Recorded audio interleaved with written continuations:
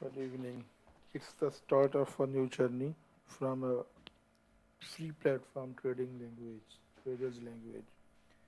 इस प्लेटफॉर्म के ऊपर आपको मुकम्मल तौर पे फ्री एक सीरीज़ ऑफ लेक्चर्स जो है वो स्टार्ट की जा रही है, जिसमें आप मार्केट की अंडरस्टैंडिंग के बारे में जान पाएंगे। आप उस लैंग्वेज के बारे में, उस ज़बान के बारे में समझ पाएंगे जिसके through all over the world जो है ट्रेडर्स एक दूसरे से कम्युनिकेट करते हैं। It's actually when we are trading in markets, there is a language barrier only, which causes most of the time losses. So उस वजह से उस चीज़ को मद्देनज़र रखते हुए ट्रेडर्स लैंग्वेज ने अपने प्लेटफॉर्म से, विच इज़ ट्रेडर्स लैंग्वेज जो कि totally free of cost platform है, उसने एक ऐसी सीरीज़ शुरू की है जिसके अंदर लैंग्वेज के बारे में और मार्केट बिहेवियर्स की स्टडी के बारे में एक सीरीज़ है, उसके अंदर सब बताने की कोशिश की जाएगी। ओवरऑल अगर हम देखें तो इंटरनेशनली और नेशनली जब हम इस चीज़ को देखते हैं किसी भी लेवल के ऊपर, तो जो सबसे बड़ी मार्केट कंसीडर होती है, which is the most liquid market, that is the currency market. The second one is equity market, यानी करेंसी मार्केट सबसे बड़ी है, जिसके अंदर वॉल्यूम ज़्यादा है, जिसके अंदर लिक्विडिटी बहुत ज़्यादा है as compare to other markets. और दूसरे नंबर पर जो है वो equity market. Then comes the commodity market, जिसके अंदर फ्यूचर्स ट्रेड होते हैं, CFDs ट्रेड होते हैं, इवन कमोडिटी स्पॉट्स ट्रेड होते हैं। This is the third largest market by liquidity. And the least liquid market is the crypto market, जो कि आजकल बहुत ज़्यादा इन है और जिसकी वजह में बहुत ज़्यादा लोग जो हैं वो लॉसेस भी बेयर कर रहे होते हैं। So we will have a comparative outlook of all these things in the coming videos as well, and we will be telling you through this platform that all these things and all these markets, how they normally behave and how they are how you should have to approach to these markets. According to this quote, stock exchange, crypto market या commodities market या currencies market, कोई भी market हो जिसके futures trade हो रहे होते हैं या जो स्पॉट में ट्रेड हो रही होती है, this is only for the person और only for the people who have active and flexible mind. क्योंकि इसके लिए सबसे ज़्यादा आपको तेज़ डिसीजंस लेने की ज़रूरत होती है। If you are capable of making quick decisions, then only you can perform better in this markets. जो लोग रिजिड होते हैं मेंटली या जिनके माइंड के अंदर रिजिडिटी पाई जाती है, it is very difficult for them to survive in this markets. So the only people who have a flexible mind, who have an active mind, they are most appropriate to participate in these markets, and they can learn and they can earn from these markets properly. तो इसके लिए सबसे अहम चीज़ जो आपको बनाने की ज़रूरत है, इस सारी चीज़ को समझने के लिए, इसको कैरी करने के लिए, कि आपको अपने माइंड को फ्लेक्सिबल बनाना है और उसको एक्टिव बनाना है। माइंड चूँकि एक पैटर्न मैचिंग मशीन है, इसके अंदर अगर पैटर्न ज़्यादा होंगे, एग्जिस्टिंग पैटर्न ज़्यादा होंगे, by comparative analysis it can provide you a better decision, जिसकी वजह से आप उसके अंदर बेहतर तौर पे आगे बढ़ सकते हैं। सो जितने ज़्यादा पैटर्न्स होंगे आपके पास, उतनी ज़्यादा स्कैनिंग पैटर्न एबिलिटी या कैपेबिलिटी आपकी माइंड की बेहतर होगी, जिसकी वजह से आप इसको बेहतर तौर पे ले चल सकते हैं। So all the time you should have to keep in mind that only active and flexible minds are the most suitable, the fertile place to enter the markets. Market को जब हम ओवरऑल देखते हैं तो ट्रेडिंग के लिए जो pillars हैं जिसके ऊपर मोस्ट ऑफ द टाइम आपकी ट्रेडिंग जो है वो खड़ी होती है, उसमें 3 टाइप्स ऑफ पिलर्स हैं which are the most important to be understood.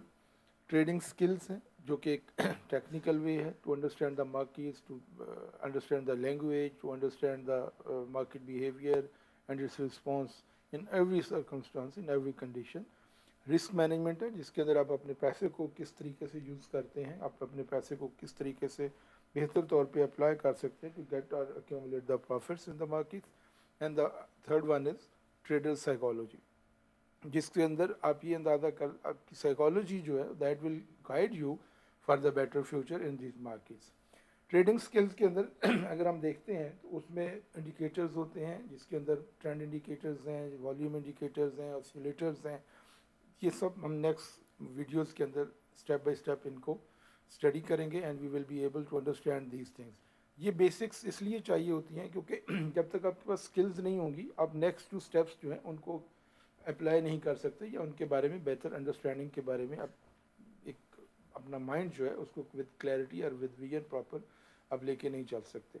So first of all you should have to learn the skills. उन स्किल्स को जब आप अप्लाई करते हैं then the next 2 stages will be there which you have to carry on throughout the process.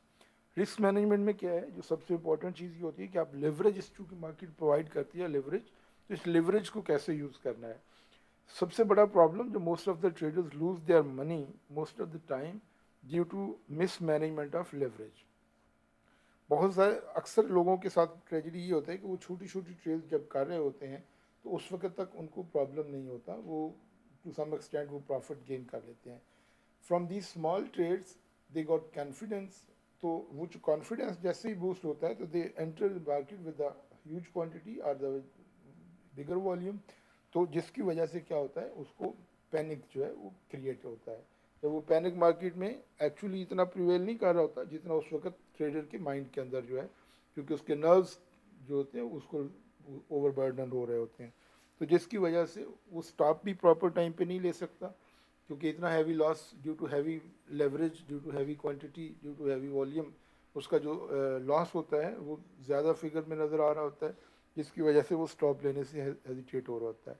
उसके response में क्या होता है कि मोस्ट ऑफ द टाइम जो आपने छोटी छोटी ट्रेड से कमाया होता है वो किसी एक या दो बड़ी लॉसेस के अंदर आप वो सारे का सारा मार्केट में दे देते हैं, बल्कि उससे ज़्यादा ही कुछ ना कुछ दे देते हैं. Then come trader psychology. Trader psychology के अंदर जो सबसे इंपॉर्टेंट चीज़ है which is need to understand कि मार्केट के अंदर हमेशा 2 फैक्टर्स होते हैं जो प्रिवेल कर रहे होते हैं, इधर ग्रीड और फेयर. जब मार्केट के अंदर ग्रीड प्रिवेल कर रहा होता है तो obviously bulls are in the market, they are dominating the situation और मार्केट को ड्राइव कर रहे होते हैं. अब एक जो सबसे इंपॉर्टेंट चीज़ ये होती है कि जब भी मार्केट ट्रेंड में हो तो उस वक्त सिचुएशन डिफरेंट होती है, उसके अंदर सिनेरियो डिफरेंट होता है, वे ऑफ ट्रेडिंग डिफरेंट होता है. और जब मार्केट रेंज बाउंड होती है तो obviously this are different techniques, are different ways to enter and exit the market. अब जब मार्केट के अंदर ग्रीड प्रिवेल कर रहा होता है तो उस वक्त मार्केट एक लंग ट्रेंड में चल रही होती है. इसी तरह से जब मार्केट के अंदर फियर प्रिवेल कर रहा था तो तब भी मार्केट जो है वो डिक्लाइन में चल रही होती है, यानी डिक्लाइंस जो है वो आपको नज़र आ रहे होते हैं. But on the other side when market के अंदर ग्रीड प्रिवेल कर रहा होता है तो उस वक्त आपको एक अच्छी रिलीज मिलती है. अब जो कि एमेच्योर ट्रेडर्स होते हैं, और मैं समटाइम टू उनको ये कह लूँ कि टू मिड टर्म लेवल के प्रोफेशनल्स इवन जो होते हैं, उनके साथ भी ट्रेजेडी ये होती है कि वो भी उस वक्त ग्रीड या फियर के हाथों जो है वो इस हद तक उनको कैरी करने में या उस पूरी रैली को या डिक्लाइन को एंजॉय करने की पोजीशन में नहीं रहते हैं. So that is the most important thing we should have to understand ultimately after learning the basic skills. उसके बाद जब आप इसको अदर वीडियोस जब आप देखेंगे तो आपको वहाँ पर ये सारी चीज़ें जो है वो मिलेंगी.